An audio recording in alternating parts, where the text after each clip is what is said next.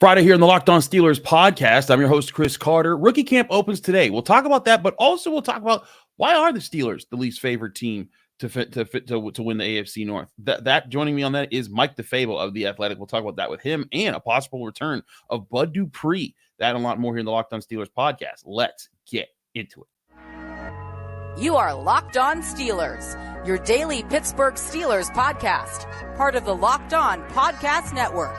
Your team every day.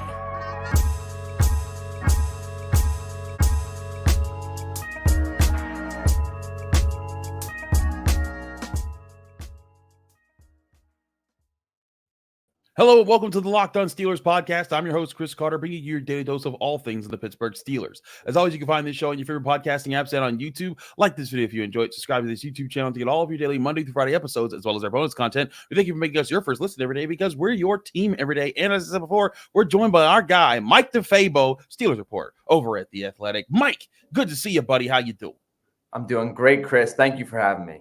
Absolutely. Want to talk about this with you leading off. We'll get to rookie camp in a bit, but I thought it would be pertinent. We could talk about also projections. And the Steelers are a team that finished third in the division last year, but did very well in the division. I believe they went 5-1 overall against all the AFC North teams. They've done very well against the AFC North over the last 4 seasons since 2020, but they are now projected to finish last in the division by a lot of people, including FanDuel Sportsbook, the number one sportsbook in America. They're one of the great sponsors of our show. But they're given a plus 650 on the odds to win the AFC North. Browns plus 500, Bengals plus 170, Ravens plus 140. Look, I'm not saying the Steelers should be predicted to win the AFC North. You know, again, when you got 2 top quarterbacks there, but I feel like maybe not enough credit's being given to this team for how it has survived with the lack of a consistent offensive line, the lack of any decent quarterback play, the lack of a decent offensive coordinatorship, all those things that they have now significantly addressed this offseason. I feel like they should be inclined, people would be more inclined to give them a little bit more leniency in projections. Mike, if you were to pick how the AFC North would fill out this year, would you put the Steelers in last, or would you put them in the mix a little bit more?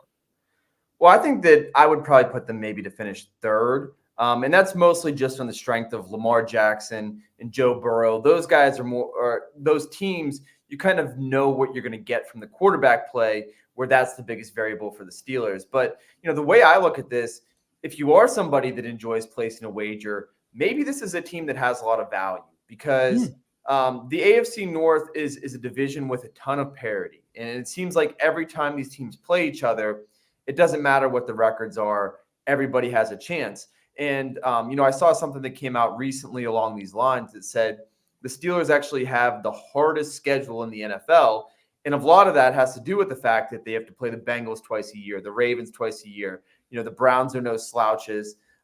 So, I look at it and I think that this is going to be once again a division that things are jumbled. It comes down to the last couple of weeks of the season.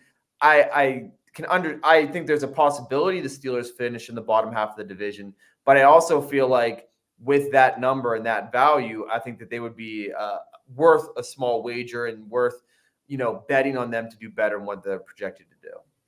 That's where I'm at, is that I think the Steelers, like, again, I'm not picking them to win the AFC North, but I have a hard time. They first of all, they have not finished last in any division, let it be the AFC North or the AFC Central, since 1989. Wow, I didn't know that. The year I was born, Mike. Like, that's how far back we got to go for the Steelers to finish last in the division. Now, if you're a fan of the Locked On Podcast Network, you've seen some of the matchups where we do, and like we, right before the season, we do all the AFC North hosts in one show, and we answer a bunch of questions. And every year, like our guy Jeff Lloyd over at Locked On Browns, he has picked the Steelers to finish last in the division 5 years in a row, and it never happens. Maybe this year breaks the trend. Maybe this is the broken clock is right one, twice in a day type of situation. But I just have to think with the improved offensive line that's going to just by default be there. And I talked about this with Josh Taylor of KDKA last week. But the offensive line should be better just simply by default. Arthur Smith should be a better offensive coordinator than Matt Canada, by default. Russell Wilson and or Justin Fields should be better than any of the quarterback play that they've gotten over the past 3 years. And even if it's only marginally so from all three of those things, those are three major improvements to major weaknesses that this team has overcame in their past years. Again, they've made the playoffs in 3 out of the last 4 seasons, dealing with all of those struggles, and 2 out of the last 3 with Ben Roethlisberger being an old man, and then Mason Rudolph and Mitch Trubisky and Kenny Pickett as your quarterbacks. Right. Like, it just seems to me that this team is being overlooked a bit for what it's added and how it's accomplished what it has. Right. The way I look at it is last year, the defense basically lugged an anemic and dysfunctional offense to the postseason. And in the way I look at it, as long as TJ Watt stays healthy, I think it's going to be as good or better defense. And like last year showed, Minka got hurt. Tons of guys, inside linebackers got hurt. They're pulling guys off the couch, bringing Miles Jack out of retirement. But the defense kept doing its thing as long as TJ Watt was healthy. So if he's still out there, it should again be a defense that's top 5 in scoring defense, and a defense that's very opportunistic and forces a ton of turnovers. And as you're mentioning, really the question is, we know the offense is better. It's just how much better are they? And one of the reasons why I have more confidence is because there's such a vision here. And all the things that they've done are, hey, let's draft 3 offensive linemen within our first, 4 or 5 picks. Let's get an offensive coordinator who wants to run the football. Let's get a quarterback in Russell Wilson who doesn't turn the football over and who's good at managing games. So they've done everything with a vision, with a plan in place. And I absolutely expect the offense to be better. And again, it's just a matter of how much better. I agree with that. I mean, they were 28th in total in scoring offense last year, 26th the year before that. As long as they can get into like the teens, that does so much for this team. And to your point about TJ Watt, I mean, we all know that when he's in, they win very well. They've won like 1 or 2 games without him, in his time with the Steelers. But another example of what you're talking about, of how good the defense can be when he's out there versus when he's not. You go back over the past 5 years, the defense has finished top 10 in scoring in 4 of those 5 seasons. The one year that they weren't top 10 was when he was hurt for half the season. And that shows you why he's such a dynamic player that gets so much done for the Steelers. And again, now you're going to be talking about a team that, we got to see how well Cam Hayward plays coming back from his injury from last year, but presumably he won't be coming into an injury. The linebacker room should be better by default because you got Patrick Queen in there. Landon Roberts, Payton Wilson, I think was a really good draft pick. Joey Porter Jr. is going to be a year older. Dante Jackson should at least be a more athletic cornerback than Patrick Peterson was last year. And with the addition of Deshaun Elliott, you can now have a traditional strong safety that allows Minkah Fitzpatrick to get back to being regular Minkah Fitzpatrick. All those things add up to me that the defense should stay top 10. The offense at least shouldn't be in the bottom 8 of the NFL the way they have been over the past few years. Again, I put 2 and 2 together there. I know that the AFC North is right now the best division in football, and they're going to be competitive. But to me, this is a team that I think isn't going to finish last in this division, and I actually think they have a better chance of winning the division than they do completely finishing straight up last. Yeah, there is just so much parity in this division. The other funny thing is, they could be almost right. Like the Steelers could finish 3rd within the division and still make the playoffs. Yeah. If I were to project right now, I think that this division is so strong that you are going to see, Joe Burrow come back and have another good season, and bring the Bengals back to the playoffs.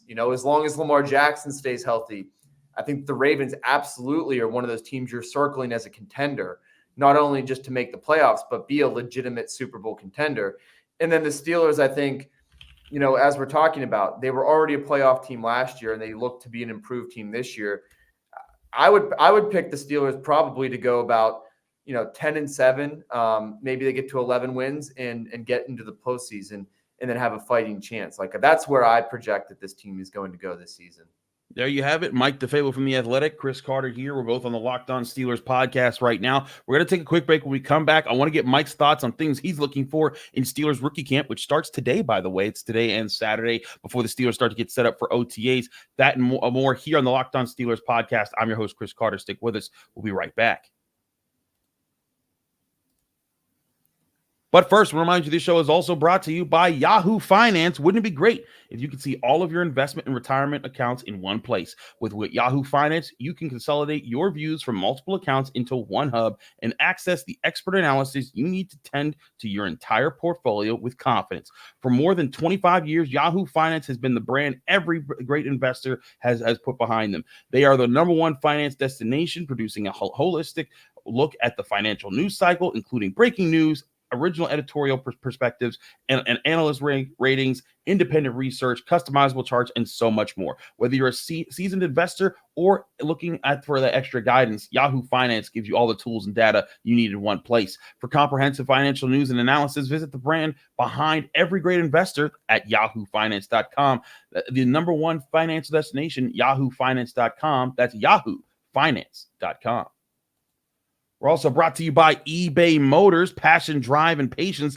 That's what brings home the winning trophy. And it's also what keeps your ride or die alive. eBay Motors is everything you need to maintain your vehicle and level it up to peak performance. From superchargers to roof racks, exhaust kits, LED headlights, and more. Whether you're into speed, power, or style, eBay Motors has got you covered. With over 122 million parts for your #1 ride or die, you'll always find exactly what you're looking for. And with eBay's Guaranteed Fit, your part is guaranteed to fit your ride every time or your money back. Because with eBay Motors, you're burning rubber, not cash. With all the parts you need at the prices that you want, it's easy to turn to your car into the MVP and bring home that win. Keep your ride or die alive at ebaymotors.com. Eligible items only. Exclusions apply.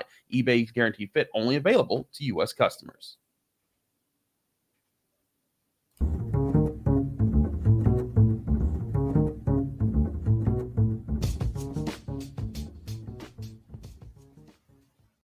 Back here on the Locked On Steelers podcast, Chris Carter here with Mike DeFabo of The Athletic. Mike, let's get into Steelers rookie camp here now. It's just football in shorts. They're not even putting on pads. There's nothing like that going on. Like the Steelers picked 2 offensive linemen at the top of the draft. These guys ain't hitting nobody tomorrow, but there's still interesting things to watch for. One, we'll get to talk to these guys as they're integrating into the team. 2, we will get to see some of the other guys like Roman Wilson. How does he run? Because I think that's an underrated storyline as far as his potential to be more involved with the passing game early on as a 3rd-round pick. But Mike, as a reporter, as a person who studies this every day, what are some of the biggest things you're just looking to see in your first eye setting on some of these rookies?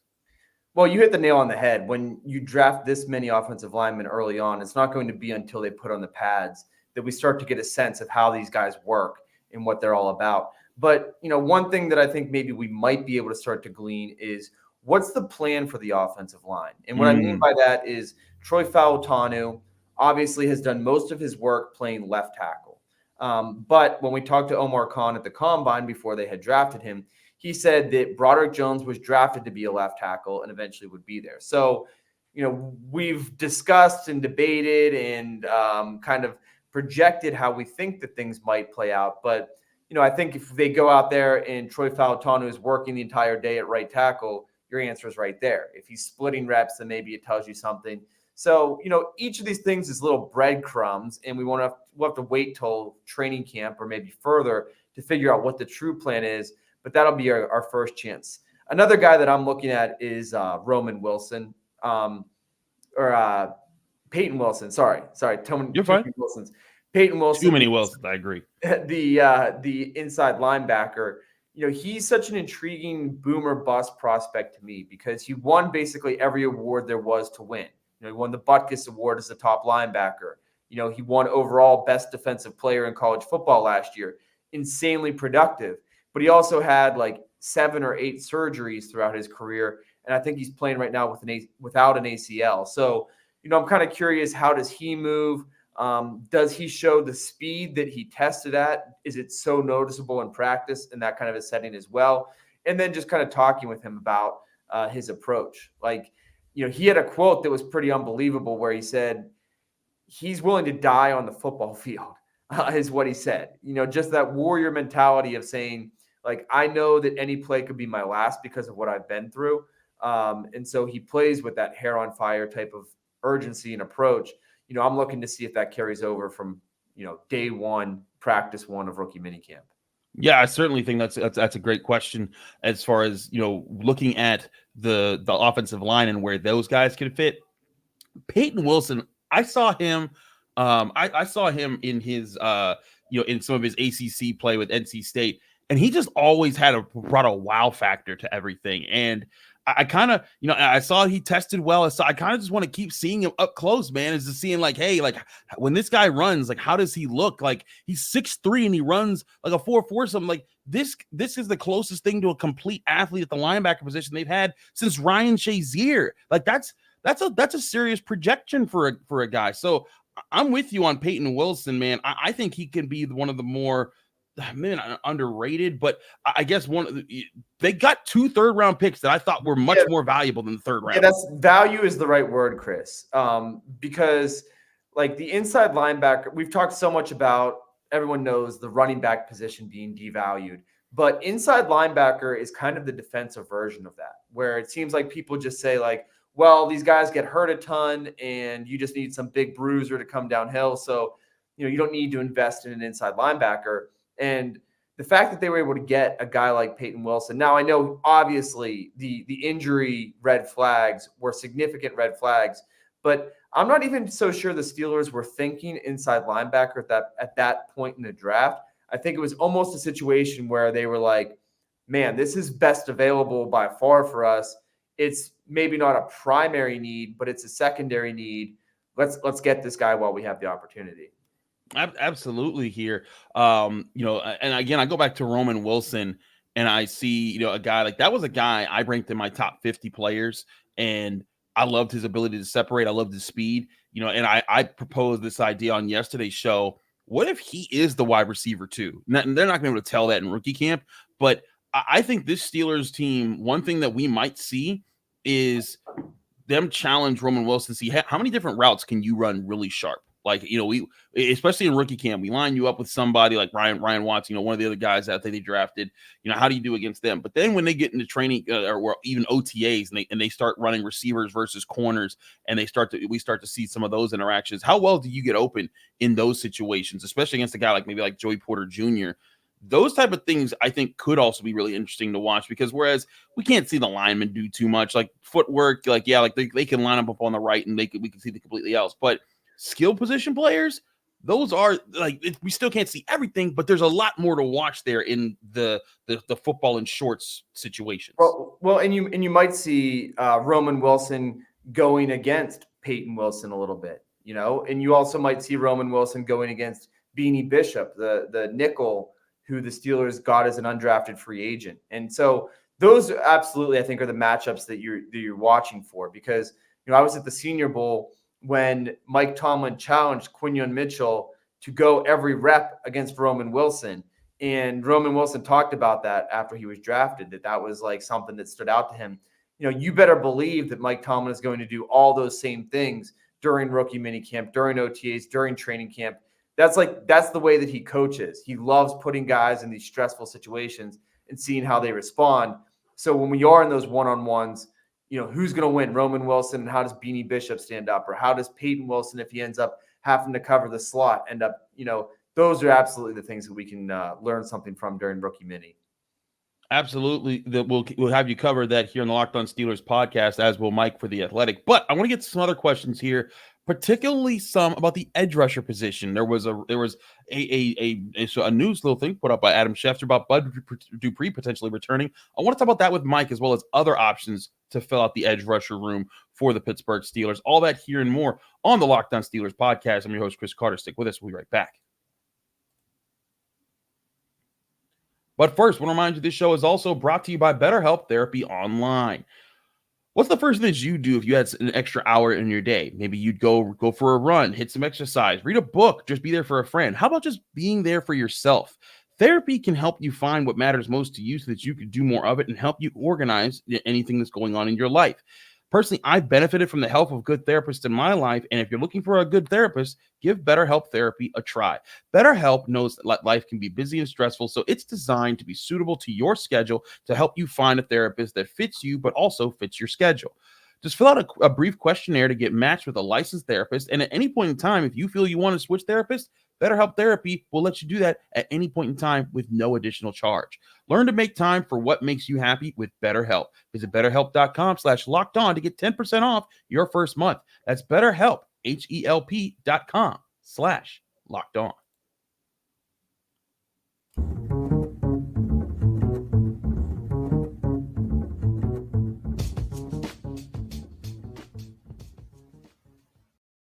Back here in the Locked On Steelers podcast, I'm your host, Chris Carter, here with Mike DeFabo.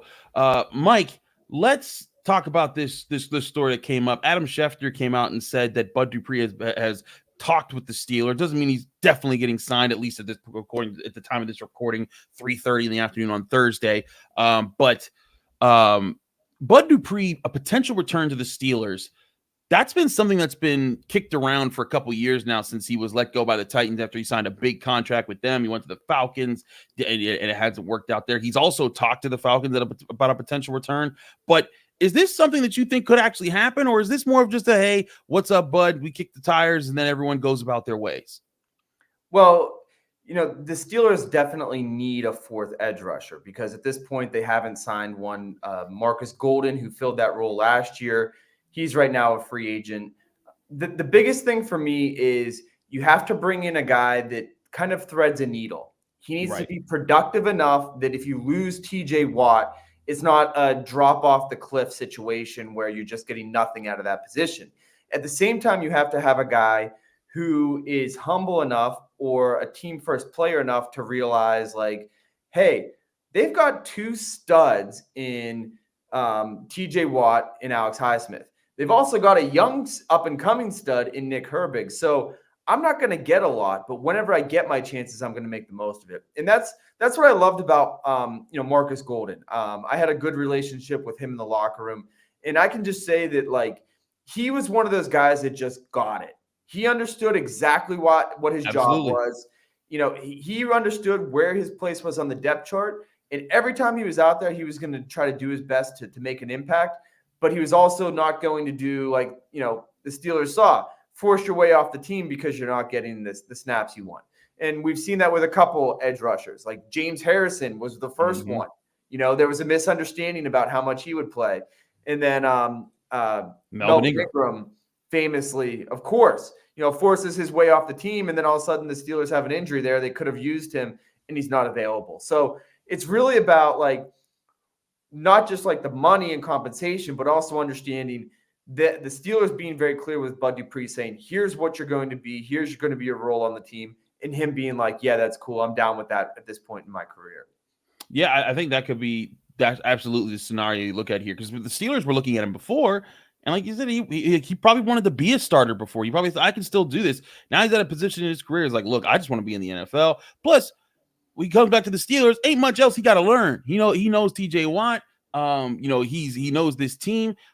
He knew Alex Highsmith back when he was a rookie, so he could plug in, learn real quickly, would be with Nick Herbig, and you'd be set to go. And then, if Bud Dupree doesn't work out, I would totally expect Markus Golden to get the call because Markus Golden's still a bit older than Bud Dupree, so that's certainly something there to work with. But I mean, last year he was a great fit for the Steelers. Like you said, Melvin Ingram came in and he said all the right things. He was like, "Oh, I'm totally fine if I don't start." And then after 5 weeks of not starting, he was like, "Get me out of here." Whereas Markus Golden knew his role, played it well, and stuck to the team all year. Maybe the Steelers are looking for that option, but also I think the other thing is they don't need to see either of these guys until OTAs, maybe even training camp.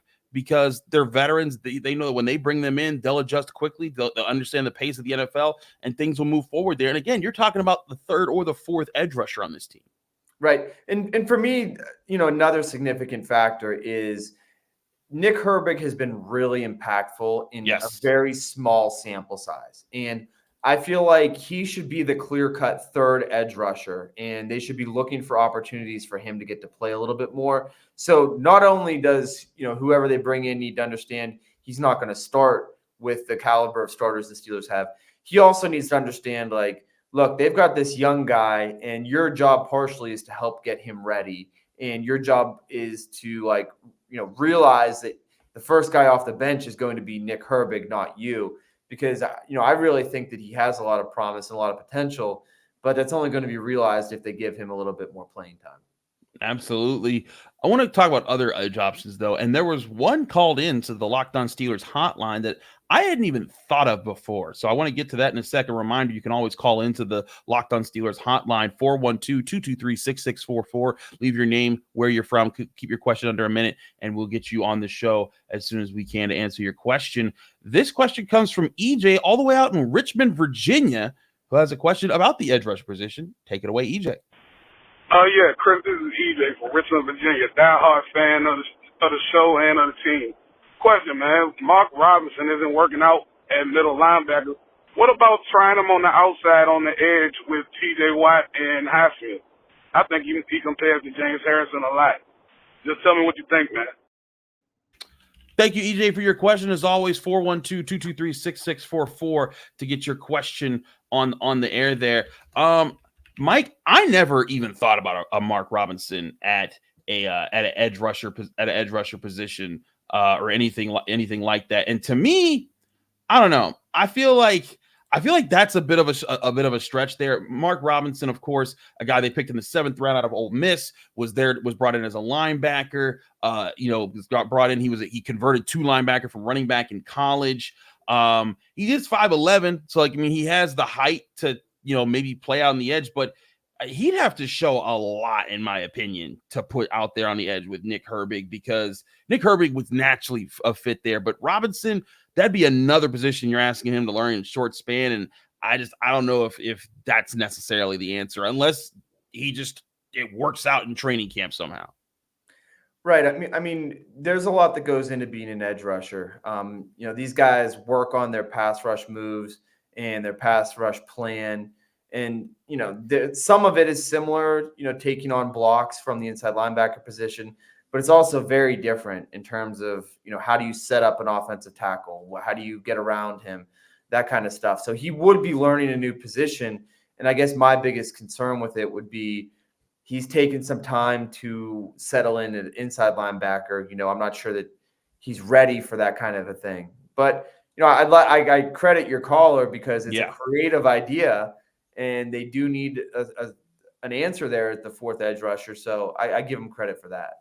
Absolutely. And look, Mark Robinson, if there's one thing that he was good at, it was backs on backers. It's just line him up and just let him go hit somebody. And that part I think is fun. But part of it is you need to also be able to think on your feet. And I think that's where Mark Robinson at linebacker was a little bit slow. Maybe at edge rusher, he could just rely on being physical. But again, that's a whole other tool set to address. So EJ, I think, again, creative question there, but I don't think that's going to be a thing here. I think if anything, he's fighting for another spot in the linebacker rotation this year. And if with the additions of Payton Wilson, if Cole Holcomb is healthy enough to even just be on the roster this year, I have a hard time seeing Mark Robinson make the cut unless he fights his way onto the team with special teams.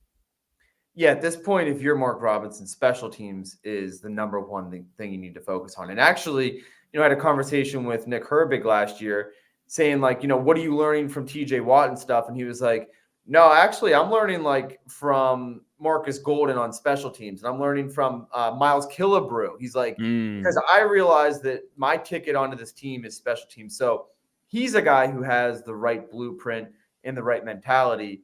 And, unfortunately, I think with this point with Mark Robinson getting opportunities at inside linebacker, not making the most of him, it seems to me that special teams is going to be where he's going to have to make his money. He's Mike DeFabo of The Athletic. Mike, thanks so much for joining us here. Let people know they can find you, follow you, and get more of your work. Yeah, definitely, Chris. You can follow me on Twitter. It's just at Mike DeFabo, and read all my stuff in The Athletic. I just have a story that came out today about Zach Frazier and his, very tough wrestling mother, who once Zach was in the middle of his very first ever varsity wrestling match, and his nose is, bleeding like crazy. They think that they're going to have to stop the match. His mom bolts out of the stands, comes up to him, grabs him by the back of the head, and puts her fingers on his nose, stops the bleeding, turns around and goes, "Get out there, and you better end it soon because that blood's starting again." So that's the kind of mom that he has, and I have a lot more stories just about his upbringing and how he became this tough, hard-nosed player that seems almost genetically designed in a test tube to play for the Steelers. That's an insane story. Do read that at The Athletic. Very $1 million baby Clint Eastwood, if you will. But it's an amazing story. Do check it out. I have read it, Mike. Great job on that, by the way. And thank you for joining us. Thank you all for joining us here on the Locked On Steelers podcast. I'm your host, Chris Carter. Follow me on Twitter and Instagram at Carter Critiques. Read my work at the Pittsburgh Post-Gazette, post-gazette.com. Find me here on the Locked On Steelers podcast every day, Monday through Friday. I'll be at rookie camp taking a look at all the rookies. Then we'll be back here on the Monday episode of the Locked On Steelers podcast, breaking down what we saw there. See you again here on the Locked On Steelers podcast.